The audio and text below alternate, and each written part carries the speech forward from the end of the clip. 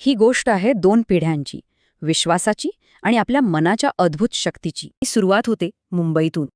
विकास नाईक जे मनाच्या शक्तीबद्दल मार्गदर्शन करतात, त्यांना हा वारसा त्यांच्या वडिलांकडून मिळालाय. त्यांचे वडील दिवंगत मनोहर नाईक. लोक त्यांना संमोहन शास्त्रातील बादशाह म्हणायचे. त्यांनी तब्बल 55 वर्ष ह्या क्षेत्रात काम केलं. किती मोठं समर्पण, नाही का? या काळात त्यांनी 6,000पेक्षा जास्त संमोहन कार्यक्रम केले. विचार करा. एवढंच नाही तर त्यांनी आपलं ज्ञान वाटण्यासाठी 45 पुस्तकंही लिहिली. 2020मध्ये मनोहर नायकांच्या निधनानंतर हा तेजस्वी वारसा त्यांचे सुपुत्र विकास यांनी पुढे नेला. ते विद्यार्थ्यांसाठी वर्कशॉप्स घेतात, कॉर्पोरेट ट्रेनिंग देतात आणि बरंच काही करतात. चिंता, डिप्रेशन किंवा व्यसन यावर ते स्पष्ट मार्गदर्शन करतात. म्हणूनच त्यांचे सेशन्स खास आहेत. पण या दोघांच्या कामामागे एक समान आणि साधा विचार आहे. कोणता माहिती आहे? हे काही जादूटोणा नाही.